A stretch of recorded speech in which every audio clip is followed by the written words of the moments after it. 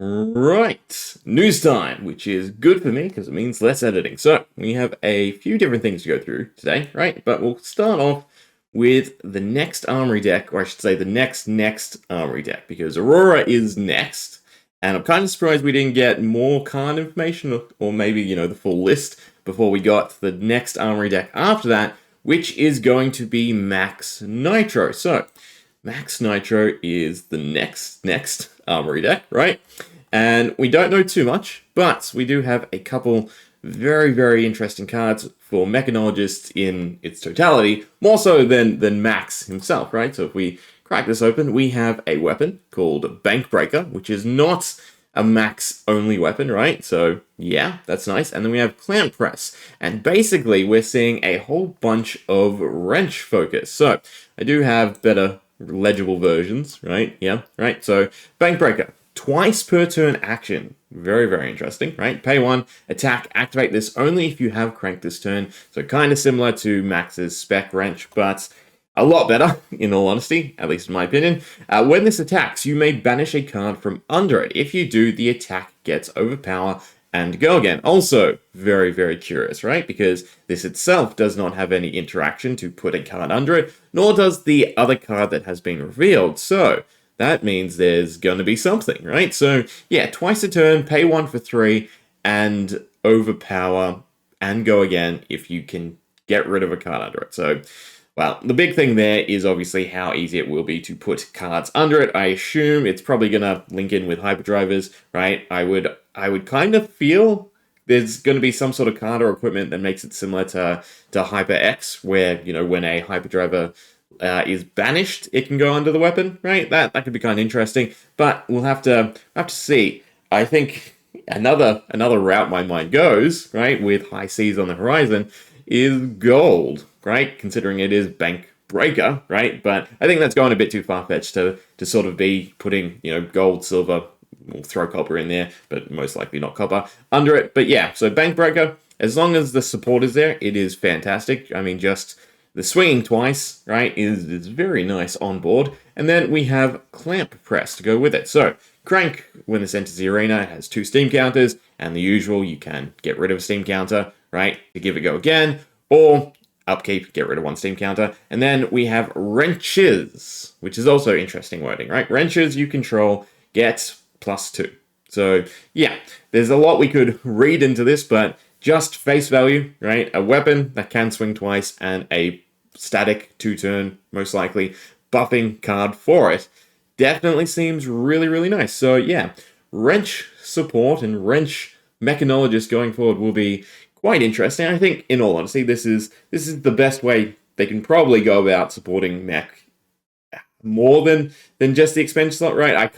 In all honesty, with how badly Bright Lights did when it first came out, it's resurfaced because obviously the expense slots in that are kind of gas. But yeah, with how bad Bright Lights went and them trying to make sure draft is all really nice and well meshed, I can't see Mechanologists super well fitting into sets going forward in conjunction with other classes. So I do think the Armory decks do make sense, right?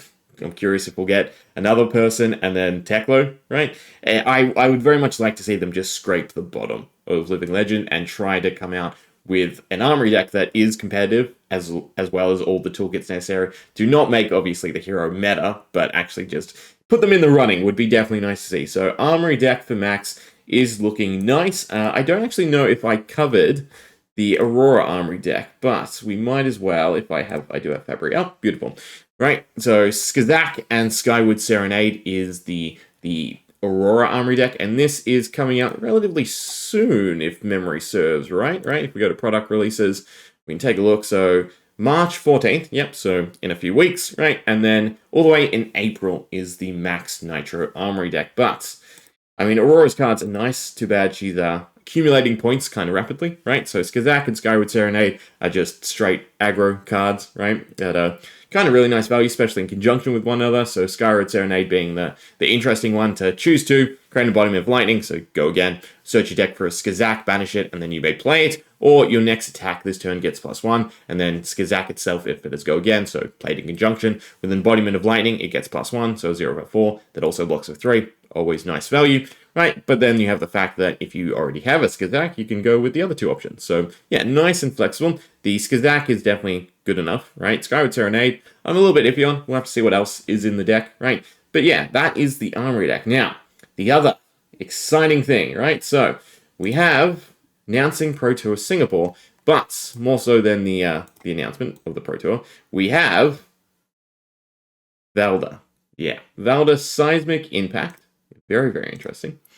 So we're getting a glimpse, right, at the adult version for Valda, right? So it is basically a carbon copy of Bright, right? So when an opponent draws one or more cards during an action phase, create that many Seismic Surge tokens. I think they've just cleaned up the wording, right? And then at the start of your turn, if you control 3 or more Seismic Surge tokens, cards you own with Crush get Dominate. Now, the interesting thing about this is a promo, right? And it is tournament legal as of June 6th, along with some other interesting Guardian cards. Now, the interesting point of that, right, is High Seas. So High Seas does come out close to that, right? So is it 1 or 2 weeks after? Either way, it should be at the time of High Seas coming out is when all of those promos become legal. And why that's a curious thing is, A, it could mean that Guardian is in High Seas and we're getting this copy of Valda in High Seas and potentially a different variant of Valda in the actual Mastery pack, right?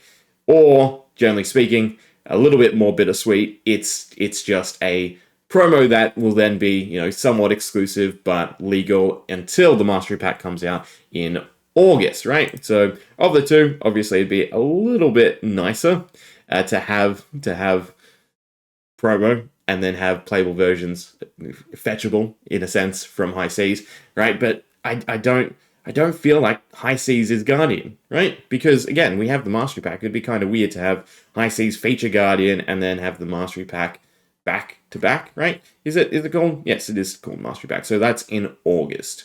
So a fair few months out from when the promo is actually legal.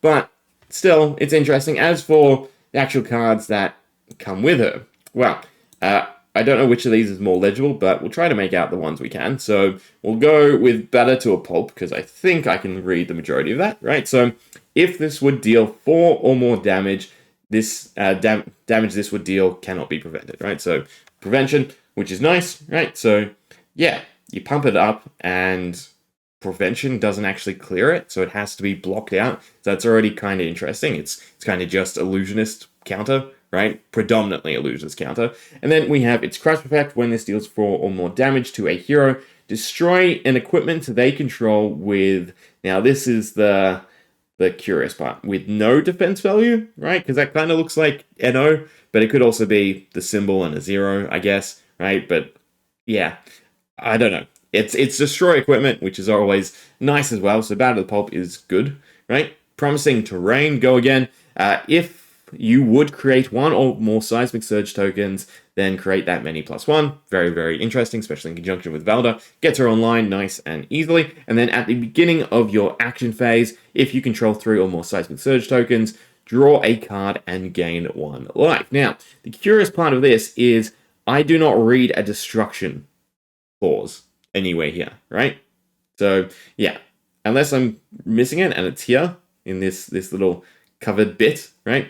Is it at the beginning of your action phase? I don't know what that says.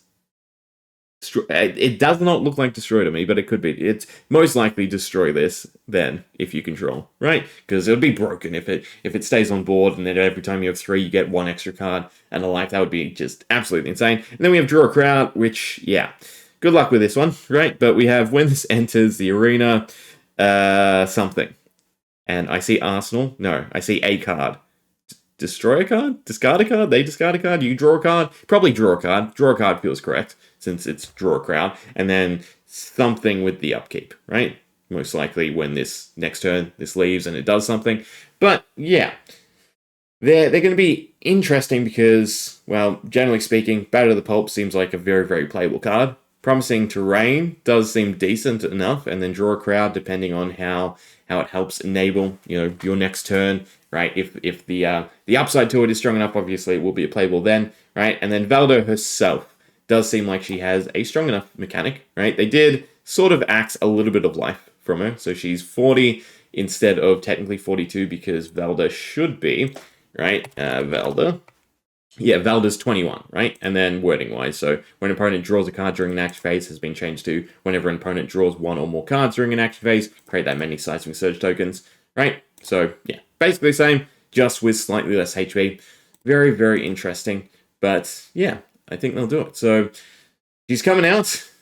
Hopefully she's not an exclusive, but then also, hopefully, she's not in high seas, right? Because I'm not the biggest Guardian fan, right?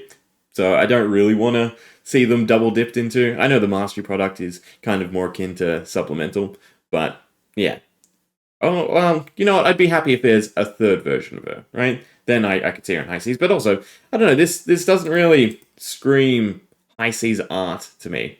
Unless, you know, this is the promo art, and then she has a different art style, right? That could be interesting. Yeah. Generally speaking, though, I feel like the promos coming out first is, you know, so they can sort of get around. Well, no, because it's not cold foil, so disregard what I'm saying. It's rainbow foil, so it doesn't really matter about the promo coming out first. Anyway, there we go. That's the latest info we've got for cards, right? So yeah, some interesting things. More so interested in what they can do, you know, across the board. So even Skazak in Oslo seems kind of nice, right? Right? As your one attack, feed into some other arcane stuff, put out the sigil. Yeah. Pump up your weapon, right? But wrenches and other people instead of wrenches and Maxx. Definitely going to be interesting to see what Mechanologists can do. Anyway, we'll leave there. Hope you enjoyed. Fair.